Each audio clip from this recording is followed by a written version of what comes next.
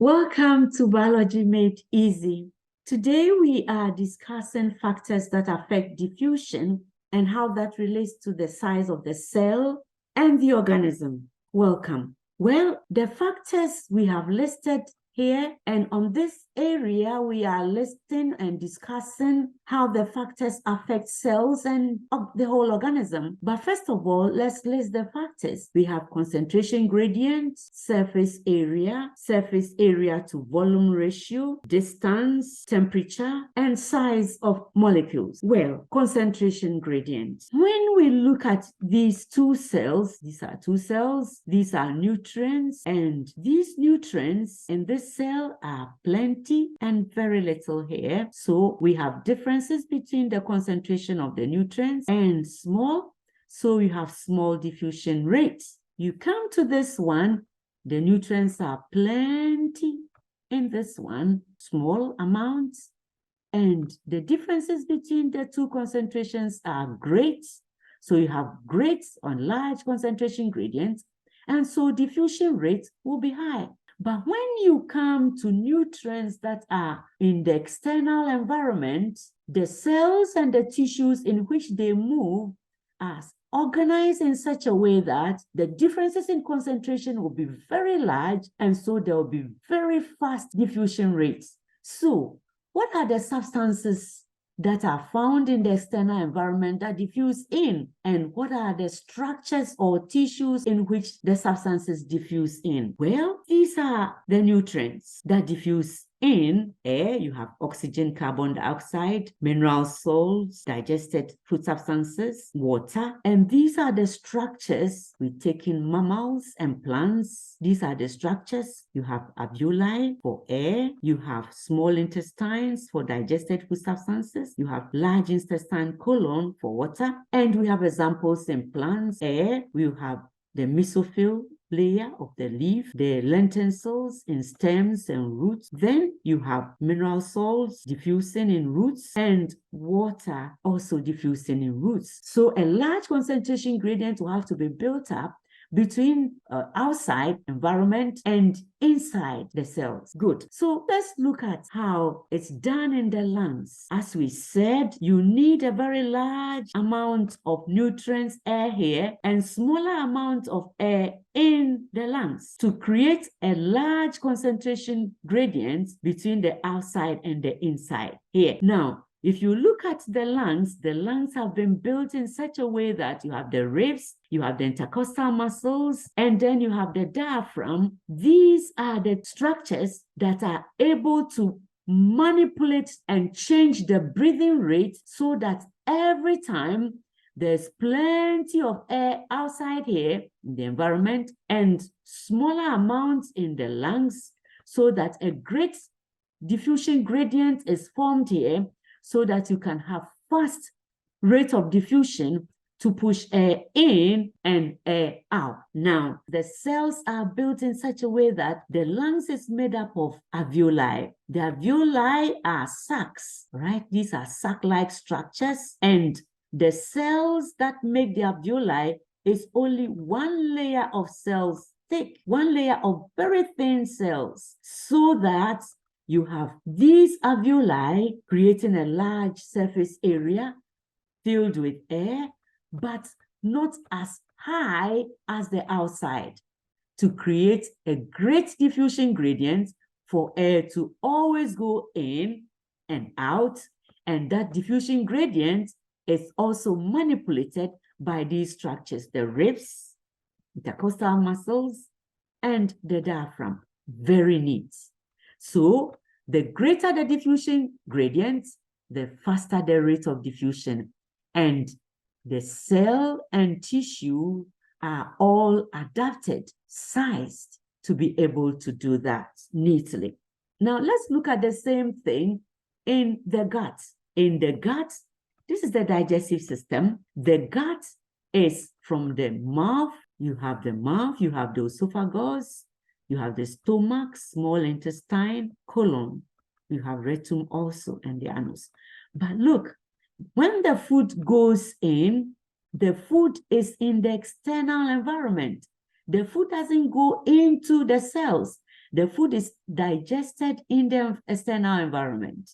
And when the food is digested, the digested food substances move into the cells of the ileum. So high concentration of substances in the lumen here, and then that can cause a steep diffusion gradient for the substances to move into the cells of the ileum. So here is the digested food substances, here is the ileum, and digested food substances will move from regions of high concentration here, that's the external environment, into the tissues or the cells of the ileum. Very neat concentration gradient. Now let's look at the same thing in the leaf. In the leaf, you have gases, you have oxygen, carbon dioxide diffusing in. This is the gut cell. In between these two gut cells, there's a stomach, and air is plenty on the outside here. See this space here, plenty of air, plenty of moisture, and less in the intercellular spaces here. And so it will create a big diffusion gradient, concentration gradient, and diffusion will be fast. We see the same thing in the lentil cells. This is a lentil cell, this is a pore here, air fills in here, so there's so much air here, and it moves into the intercellular spaces between the parenchyma cells here, and it can cause a diffusion gradient that the air moves into the underlying tissues. Very neat. Now, we want to look at another factor, surface area. And the greater the surface area, the faster the rate of diffusion. How is the cell and tissues or organism adapted to do that? Right, so you have a big surface area like this, diffusion will be faster because it will have a large surface that by which the substances can move. But if the surface area is small, diffusion will be less and slower. So how are the cells and tissues organized to do this? We have example is the red blood cells. These are red blood cells, but this red blood cell is depressed in the middle of the cell.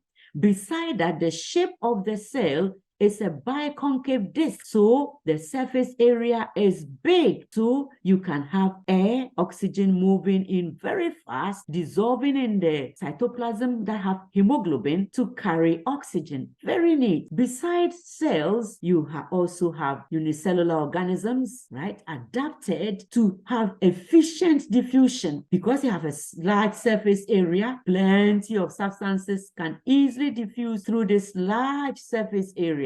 The whole organism is one cell. Very efficient diffusion. Even when you have organisms that have very large surface area, like this algae, ulva, substances can easily diffuse through this large surface area everywhere into this organism. So, depending on the surface area, depending upon diffusion, cells and organisms are adapted to do diffusion. Then we come to another factor, surface area to volume ratio. So it's not only the surface area, the volume also is very important.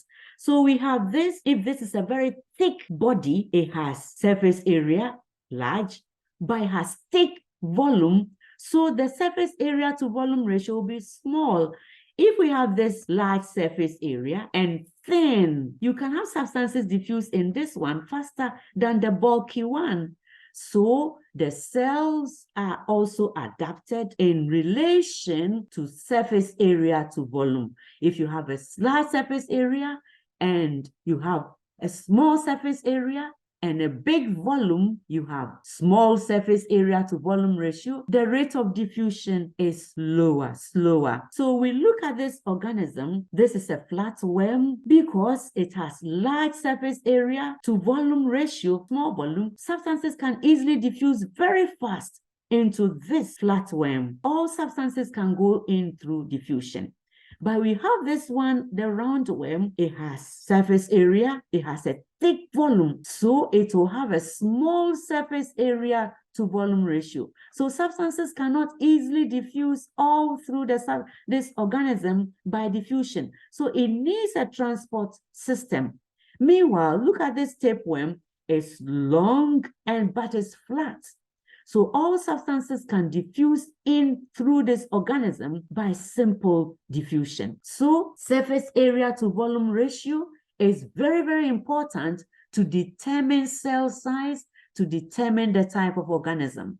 And organisms that are bulky needs, like plants, flowering plants and mammals, they are bulky. So they have a small surface area to volume ratio. So they need a transport system. So we come to this factor, distance. Well, distance also has effect on diffusion, because if we have this surface and diffusion will have to start here and diffuse all through this surface, diffusion can start fast, but as distance goes on, diffusion slows down because kinetic energy that powers diffusion dissipates. So diffusion falls in proportion to distance. So you see, diffusion is effective over short distances, and this limits the size of cells. So you have a cell like this. Diffusion cannot take place when the cell is very large.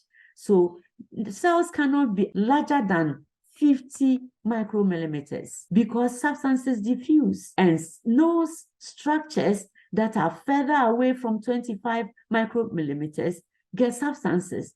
So it limits the size of substances. But substances have to move from here outside and move and move and move. And as the substance moves, diffusion will be reducing because kinetic energy falls. So it limits the size of cells. And also, distance will limit the size of the organism, because if you have this tall trees, diffusion from the roots cannot move through the system. And so all these big, long structures will have to have transport system. And the transport system, like this one, this tree will have transport system. The transport system in the trees are xylem and phloem. That's the vascular tissues. They are the conducting vessels. They take substances from one end and it pulls the substances through the xylem and the phloem, which are tubes. And then the substances can then move through shorter distances across by diffusion. Very neat. That is in plants. In mammals, you have this circulatory system. You have the heart that is pumping the blood, and the substances are in the blood. So the heart pumps it through these vessels, arteries, that nerves the cells, that nerves the tissues and the cells. So the arteries will divide up into tiny capillaries, and the capillaries will be nerving the cells, and the exchanges of substances will be going on by diffusion. But then the heart will have to pump the substances and move through these big tubes by the conducting systems. And it's when it gets to the cellular levels that diffusion, which is slow, takes the substances in and out of the cells. Very neat. So the rate of diffusion determines the size of cells and the size of organisms. Then we also have temperature. The rate of diffusion will increase with temperature to a point. It will increase with temperature up to the optimum temperature. After the optimum temperature, diffusion will stop, because beyond the optimum temperature, enzymes will be denatured, and so diffusion will come to a stop. And then diffusion is also affected by size of molecules. Smaller molecules diffuse faster into cells than larger molecules. Larger molecules diffuse by facilitated diffusion, which we will talk about in another lesson. So this brings us to the end of our lesson on the factors that affect diffusion and how that is related to the size of cells and the size of organisms. Very neat. Large organisms will need transport system to facilitate diffusion of substances. So we'll meet in our next lesson. Thank you very much, and goodbye.